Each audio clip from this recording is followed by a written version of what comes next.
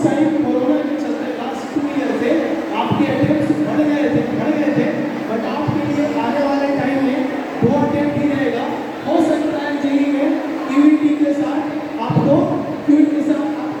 Attach कर दिया है। सो ये फ्यूचर है, बट अभी के लिए अगर देखा जाए तो आपको जेईई मेन के बाद ही जेईई एडवांस के लिए जा सकते हैं।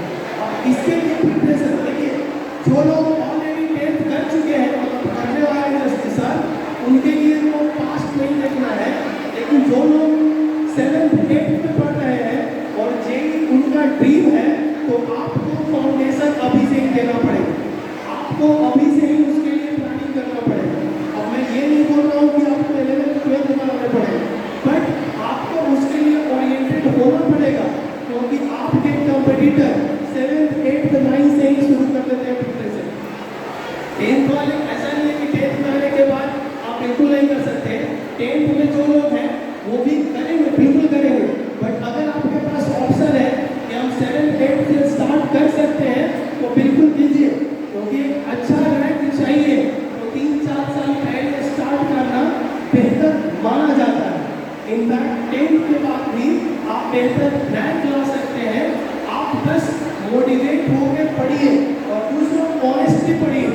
देखिए एक जो इम्पोर्टेंट पॉइंट है ना, ऑनेस्टी। आप अगर ईमानदारी नहीं बरतिएगा अपने प्रिपरेशन में, तो मैं लिख के दे रहा हूँ आपका कहीं नहीं हो सकता। आपको पहले से एक वर्ड था रेस्पेक्ट, आपको सभी चीज़ों को रेस्पेक्ट देना पड़ेगा। दूसरा आपकी ऑनेस्टी, आप अपने सब्जेक्ट के लिए कितना ऑनेस्ट है, इन चीज़ों को भी आपको ध्यान रखना पड़ेगा। अगर आप ऑनेस्टी रेस्पेक्ट देते हुए आगे बढ़ते हैं तो आपको जेईई में एक बेहतर रैंक पाने से कोई नहीं रोक सकता। तो आपके लिए जो ऑप्शंस अवेलेबल है, देखिए एडमिशन कहाँ लेना है नहीं लेना है ये कंप्लीटली आपका चॉइस होना चाहिए, बट अनअकैडमी जो फैसिलिटीज प्रोवाइड करती है वो आज के टाइम में एक बेहतर केस पे है। कहीं भी आप कंपेयर कीजिएगा तो अनअकैडमी हमेशा एजुकेटर ओरिएंटेड होती है, वो एजुकेटर से कभी भी सैक्रिफाइस नहीं करते हैं।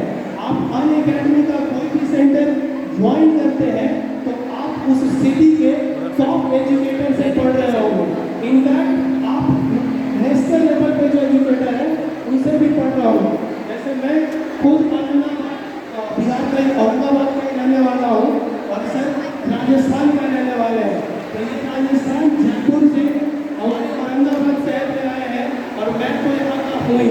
सो अनअकैडमी हर तरीके से आपको सभी सपोर्ट को प्रोवाइड करती है और आपको हेल्प करती है आपके प्रिपरेशन में।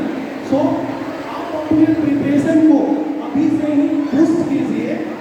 आप कहीं भी पढ़ाई कर रहे हैं, प्लानिंग अभी से ही रखिए।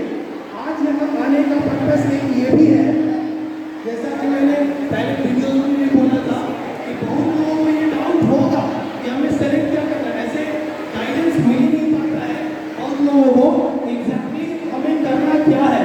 तो मैं क्लियर इसमें कर दूँ, आप अगर मैथ्स में इंटरेस्ट रखते हैं, साइंस में इंटरेस्ट रखते हैं, तो आप डेफिनेटली इंजीनियरिंग के लिए जाइए, IIT जेईई के लिए जाइए। और अगर आपका अलाइनमेंट बायो की तरफ है, बायोलॉजी का पढ़ने का इंटरेस्ट है, तो आप डेफिनेटली नीट की तरफ जाइए। और अगर आपका अलाइनमेंट कॉमर्स फील्ड में है, आप कॉमर्शियल उस साइड जाना चाहते हैं, तो आप डेफिनेटली उसको ऑप्ट कीजिए। ये डिसीजन कंप्लीटली आपके इंटरेस्ट के बेसिस पे होगा।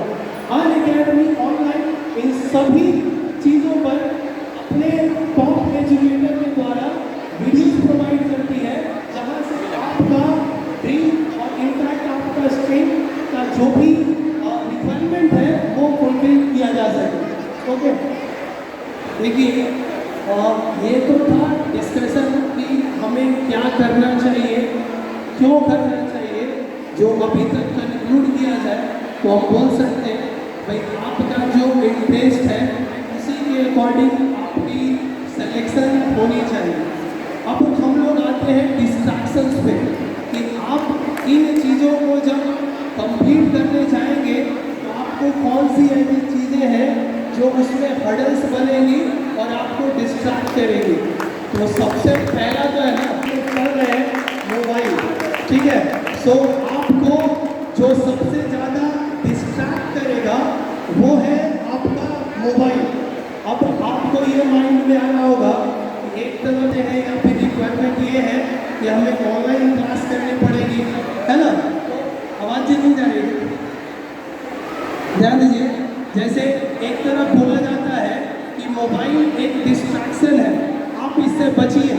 दूसरी तरफ बोला जाता है कि आप ऑनलाइन क्लासेस करने के लिए मोबाइल का यूज़ कीजिए।